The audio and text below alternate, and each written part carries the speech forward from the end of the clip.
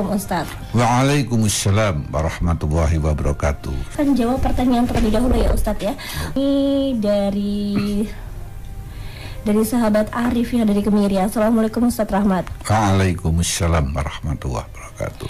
Mau bertanya Ustadz, benarkah jika kita sholat dengan tepat waktu dan berjamaah bagi yang laki-laki di masjid bisa untuk sarana untuk mampu melunasi hutang Ustadz? Mohon pencerahannya, monggo. Terima kasih, ini pertanyaan yang bagus, tetapi sulit dijawab ini. Karena apa? Ini sangat terkait dengan keyakinan. Nah, sementara keyakinan itu kan tidak dapat dipaksakan. Ini yang harus dipahami. Iya. Jadi, apakah kalau kita itu punya hutang banyak, lalu kita ini dengan sholat bagus, dengan sholat kita hutangnya akan lebih lunas? Saya tidak bisa menjawab itu. Karena apa? Satu sisi kalau dilihat dengan pendekatan rasio, akal, sulit untuk bisa diterima. Tapi dilihat dari pendekatan keyakinan, mudah kita jumpai mereka bisa begitu. Salah satu contoh yang sederhana, kalau kita tanya pada setiap orang yang belum haji dan orang itu mempunyai kemampuan untuk berhaji, mereka yakin kalau orang haji itu orang mengeluarkan hartanya atau sebagian hartanya untuk haji tidak menjadikan miskin, bahkan tambah barokah. Dan bukti-bukti yang dilaksanakan oleh orang-orang yang ibadah haji sangat real. Tapi tidak semua orang mampu untuk menerima bahwa ibadah haji itu menjadikan tambah kaya. Ini sebab kalau kita teliti, orang yang pulang haji, ibadah haji karena Allah, sulit kita jumpai mereka kok tambah miskin. Kalau tambah kaya, mudah kita jumpai. Tapi apa semua orang bisa menerima lalu mengikuti jejak orang yang ibadah haji itu? Tidak mudah. Betul? Iya, benar. Sama dengan sholat. Sholat yang rajin jamaah, nanti bisa utangmu kan cepat lunas. Maka yang tertuang tuh di dalam pikirannya, saya sholat supaya lunas utang, saya sholat supaya lunas utang. Lalu sholatnya bukan karena Allah, karena hutangnya biar lunas. Karena hutang, bukan lillah, lidain, karena hutang. Ini gimana cara menjelaskannya ini? Maka yang penting, kalau kita merasa mengalami kesulitan apapun, mengalami permasalahan apapun, sambato karo sing nek cara basa Jawane sing ngecat lombok. Artinya maksudnya itu kita sambat kepada Allah. Lah bagaimana caranya sambat? Ibadah fardu dengan tingkatkan kebaikannya. Yang biasanya tidak jamaah, berjamaahlah. Jangan lupa karena itu ada problem ya, kita berdoa. Semoga problem saya cepat selesai. Kalau sudah itu ditingkatkan dengan diikuti sholat rawatib,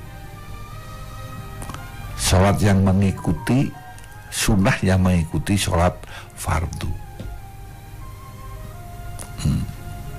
Tapi jangan lupa juga sholat malam, tahajud, ditutup dengan witir. Setelah sholat witir, kira-kira 1/4 jam kita duduk memohon apa yang diminta. Dan waktu itu adalah waktu yang sangat istijabah, waktu yang sangat-sangat, kalau basa Jawane mandi nek ngundungo. Waktu menjelang subuh ya kira-kira 1/4 10 sampai subuhnya itu. Ini. Atau menjelang maghrib. Cuma kebanyakan kita itu justru waktu-waktu yang istijabah itu digunakan yang macam-macam. Malah sibuk ya. Nah, atau menyibukkan diri. Ini. Atau malah terlena dengan tidur ya Ustaz. Nah, bisa jadi malah begitu. Ini. Maka kembali pada pertanyaan itu, tidak hanya hutang, semua problem selesaikan dengan sholat, dengan takarub kepada Allah, sambat nang Gusti Allah. Dan setelah tadi saya katakan masuk waktu subuh, begitu azan subuh selesai, segera sholat lagi yang namanya sholat fajar atau sholat qobliyah subuh. Sholat fajar atau sholat qobliyah subuh itu khairum minad dunya wa ma fiha. Itu lebih bagus daripada dunia beserta isinya. Disitulah nanti permohonan-permohonan Mas siapa itu tadi? Mas Arif.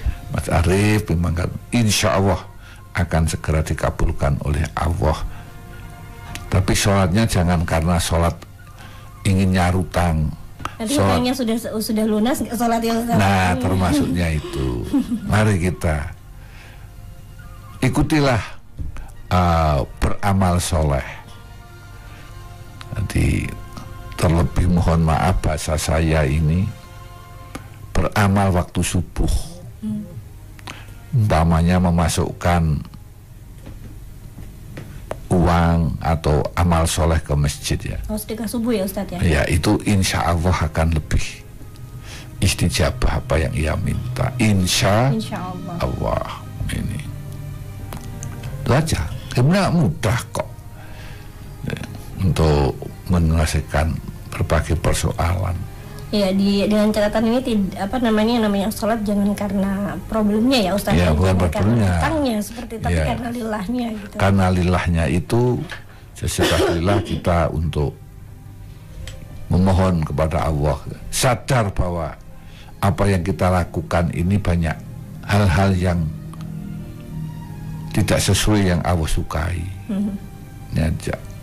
Iya, terima kasih Ustadz atas jawabannya. Ini benar-benar menjadikan kita lebih sadar diri ya Ustadz ya, bahwasanya pada saat kita sholat ini ya memang banyak sekali masalah, banyak salah satunya dengan hutang-hutang tadi ya Ustadz ya. Tapi dengan kita memperbaiki sholat, dengan kita sholatnya karena lillah, insya Allah nanti yang akan menyelesaikan semua permasalahan hidup kita.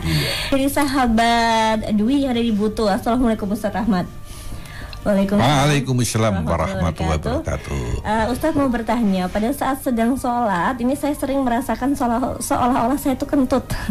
Apakah sholat saya harus diulangi atau tetap melanjutkan sholat, dan apakah hal tersebut juga membatalkan sholat? Mohon pencerahannya Ustadz. Terima kasih Mas Dwi. Iya, yang ada di Butuh. Di Butuh. Pertanyaannya ini sulit-sulit. Tapi memang realita ya Ustaz. Realita memang kadang begitu. Tidak hanya masalah kentut atau tidak. Saya ini sudah berapa rakaat itu kadang juga mengalami yang semacam itu. Baik Mas Dwi,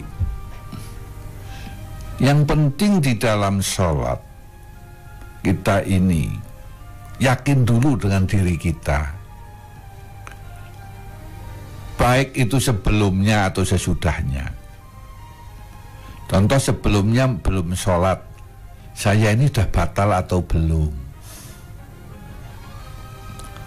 Kadang kan kayaknya belum, tapi kok kayak wes. Nah, termasuk di dalam sholat, ini saya tadi kentut apa tidak? Bagaimana yang ditanyakan tadi itu. Nah, menghadapi persoalan yang begini, Anda harus mengambil sikap suatu keyakinan yang Anda pertanggungjawabkan di hadapan Allah bahwa saya sudah batal, sudah kentut atau belum. Cuma saran saya, kalau menghadapi yang demikian, ambil resiko yang terkecil dan yang paling selamat. Akui sudah batal, maka wudhu lagi. Tapi Nabi saya yakin bahwa saya belum, ya silahkan saja. Insya Allah tidak masalah. Tapi biasanya mamang, hati kita tuh kurang yakin, ragu. Maka saya sarankan untuk ambil resiko yang paling menyelamatkan, yaitu wudhu lagi. Apapun yang kebimbangan-kebimbangan yang ada, baik itu di dalam sholat maupun dalam memutuskan sesuatu, ambillah resiko yang terkecil. Tidak usah merasa hebat, tapi ambillah resiko yang terkecil. Insya Allah itu akan lebih selamat. Nah, kalau misalkan untuk tadi saya juga mengatakan ragu-ragu dalam apa, kayak bukan lupa ya, bukan ragu-ragu tapi lupa ini udah rakaat keberapa, ini dilanjutkan atau disudahi saja sholatnya Ustadz? Di situ sama, tadi sudah saya sampaikan, keraguan itu tidak hanya masalah Kentut saja, kentut atau batal, tapi juga mungkin di pertengahan itu saya merasa ini saya rakaat yang keberapa. Ambil keputusan yang paling selamat. Antara saya ini sudah tahiyat awal atau belum. Umpamanya sholat maghrib, ambil, kalau saya ambil yang belum. Saya 2 atau 3 rakaat ini, ambil 2 yang jelas-jelas lebih selamat. Ini yang harus perlu diketahui dalam mengambil sikap, mengambil resiko yang terkecil. Karena kita betul-betul lupa. Kalau kita itu hanya antara lupa dan tidak, ya itu hak seseorang. Tapi kalau saya secara pribadi dan yang saya lakukan, kadang saya pernah sholat asar itu 5 rakaat. Karena saya mamang, ini saya rakaat yang ketiga atau rakaat yang keempat. Merenung ketiga, nah saya bangun lagi. Ambil resiko yang terkecil. Yang terkecil itu. Padahal saya imam. Iya. Sudah ada subhanallah, tapi mungkin karena asyiknya saya asyik mansuh dengan Allah, tidak mendengar. Itu salah saya itu. Saya salah memang. Ini maksudnya apa? Jadi dalam mengambil sebuah kebimbangan, dianalisa, ambil resiko yang terkecil. Apapun, tidak hanya di dalam sholat. Ya. Terima kasih Ustadz atas jawabannya. Kita tutup dulu untuk Ustadz Rahman. Insya Allah pekan depan kita akan berjumpa kembali dengan Insya Allah. Assalamualaikum warahmatullahi wabarakatuh. Waalaikumsalam.